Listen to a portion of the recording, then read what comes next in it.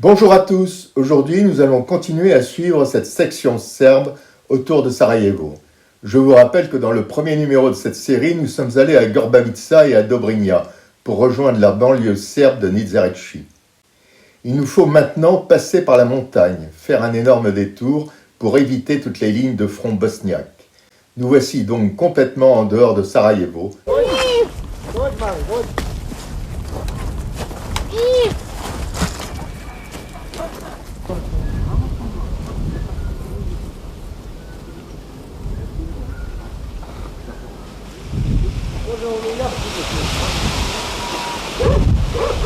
Nous sommes au 6e jour du reportage, la caméra commence vraiment à être lourde.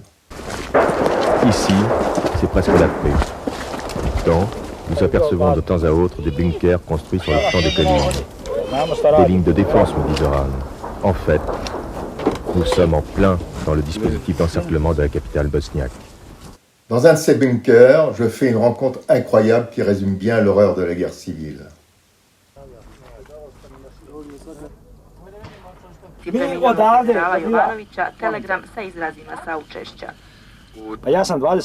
Moi, je suis un montagnard, je faisais de l'alpinisme. Je n'ai jamais eu d'arme de ma vie. Je n'ai jamais tué de gibier de ma vie. J'ai un ami qui a été tué. Il était très lié. J'étais très lié avec lui. On jouait ensemble au foot. On se marrait bien. Je l'ai descendu dans les broussailles là-bas. Ils attaquaient nos positions. C'était un musulman. Zoran est toujours le même. Mais Zoran, pourquoi tu fais toujours le pitre?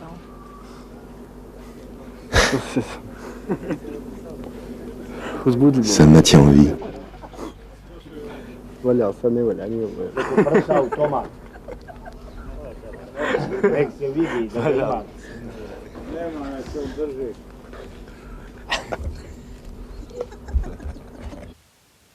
Nous sommes le soir, nous voilà près d'une rivière, nous attendons les ordres.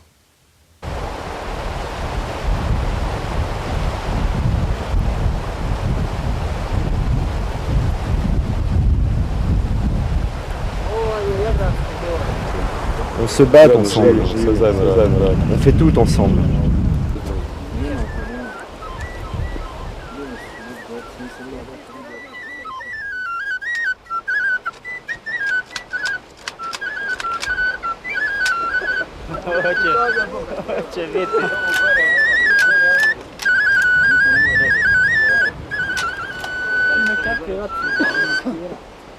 Un ordre nous arrive. Renforcer pendant quelques jours la défense d'une usine d'armement lourd. Nous attendons la nuit, car les tireurs embusqués veillent. Il nous faut renforcer la protection de l'usine Famos, qui paraît-il marche encore.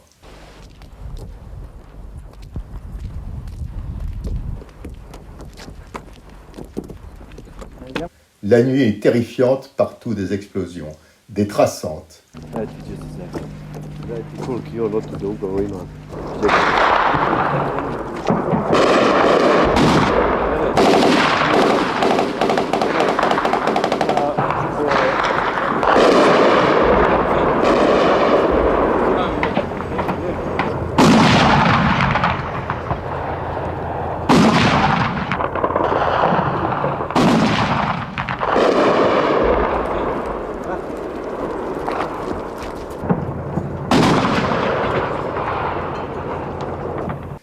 Nous croisons des prisonniers. Que va-t-il leur arriver? Depuis quand es-tu prisonnier? Depuis le 20 mai, dès le déclenchement du conflit, dès que les embrouilles ont commencé. Ferme ta gueule, bosse, rien d'autre. 7e jour de reportage, arrivé à l'usine Famos, qui est en grande partie détruite.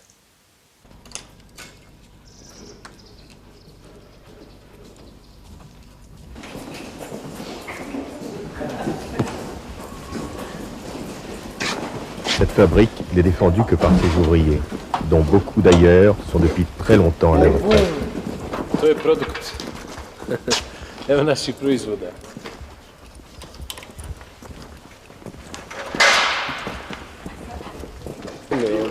J'ai travaillé dans cette usine pendant 15 ans. Je fabriquais des boîtes de vitesse.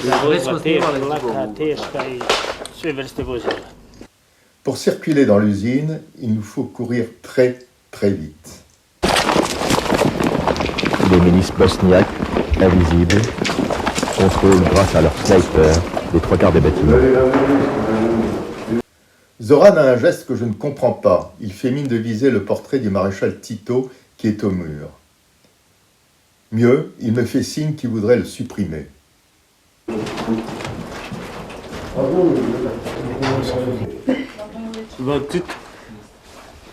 Qu'est-ce que tu penses de lui?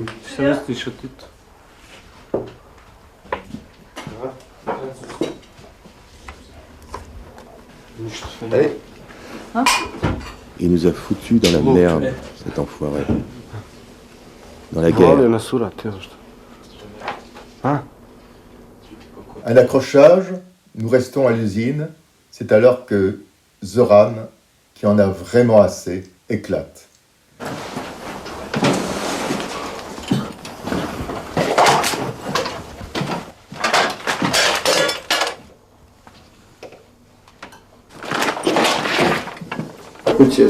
Si je pouvais, je casserais la crosse de mon fusil au coin de la maison. Et je me ferais la malle, direction la France.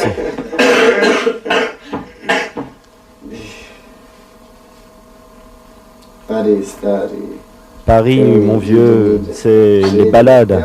Et moi, je suis là à attendre, comme un con, de prendre une bastos dans la tête. Tu es tué, 2 heures plus tard, on t'oublie. Tu étais un bon ami. Comme si tu n'étais jamais né. C'est comme ça chez nous.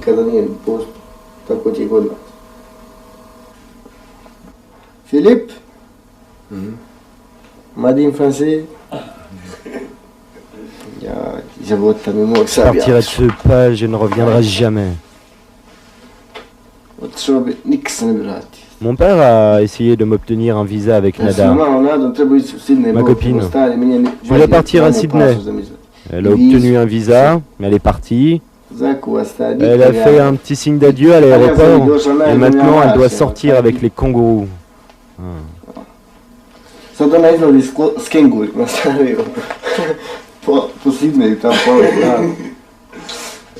Ah, c'est la petite nana dont tu me parles tout le temps? Que je la connaissais avant que ça n'éclate. Et puis elle est partie. Je n'ai plus eu de nouvelles. Un peu plus loin, dans cette ferme, le repos, un peu d'alcool. Au détour d'un chemin, une ferme transformée en fabrique de Slivovic, l'alcool national serbe. Voilà, avec cette politique de malheur, nous en sommes là. Des hommes innocents s'entretuent. Mais qu'est-ce que ça veut dire? Ça va recommencer dans 10 ou 15 ans? Voilà mon fils qui arrive. À votre santé, que Dieu vous garde. Cache ton ventre. Mais au contraire, qui veut que je suis fort. De nouveau, ça recommencera. De grosses erreurs ont été commises. Quand je pense à tout ce gâchis.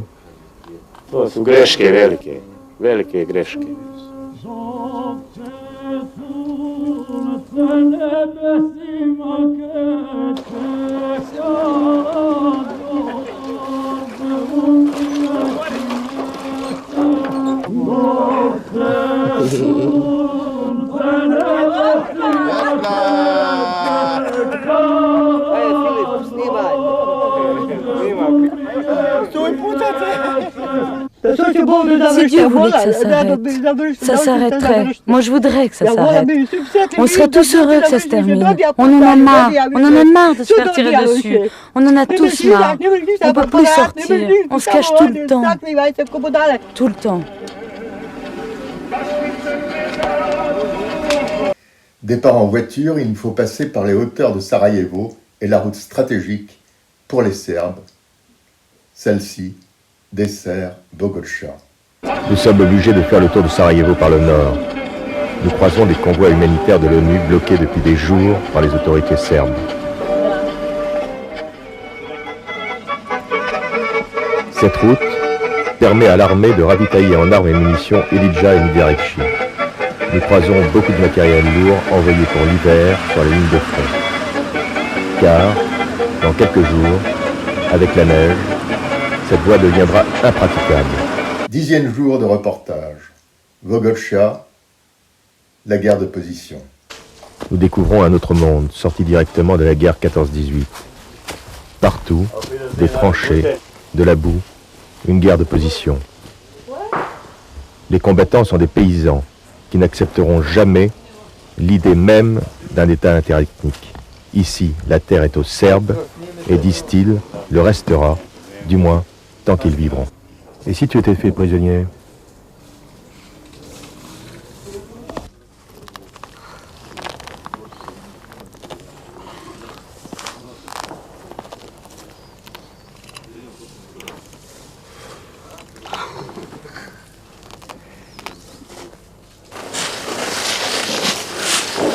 Les positions musulmanes sont en contrebas, à quelques centaines de mètres.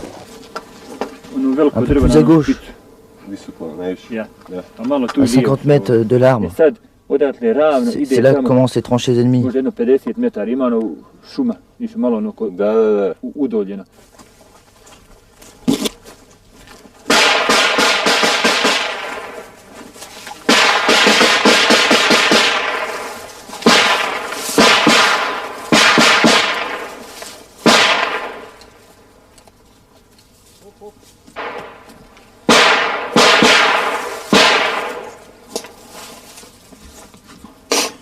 Le sniper est là, à 20 mètres.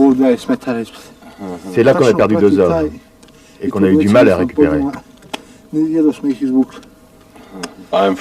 suis de Belgrade. Vous êtes d'un commando? Je suis volontaire serbe.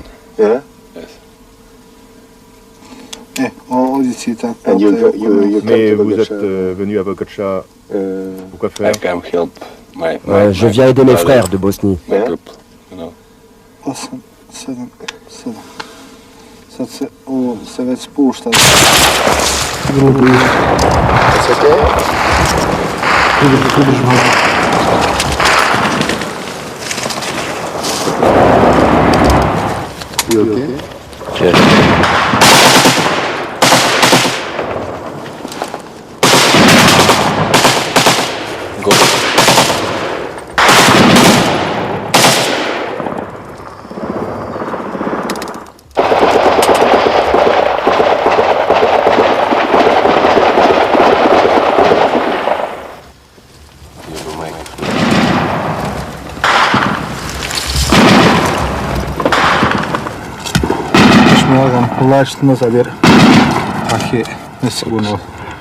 Okay, you go now just slowly and down. Okay. Very, very close here. Okay. On ne quitte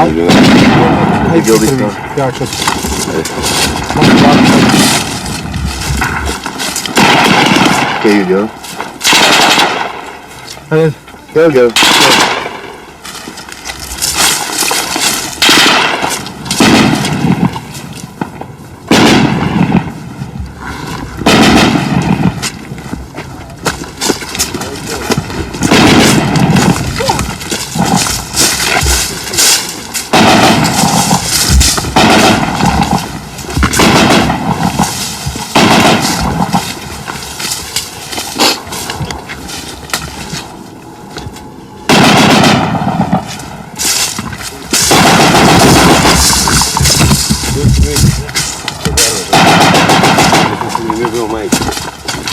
Eh bien, j'espère que ce récit vous a plu.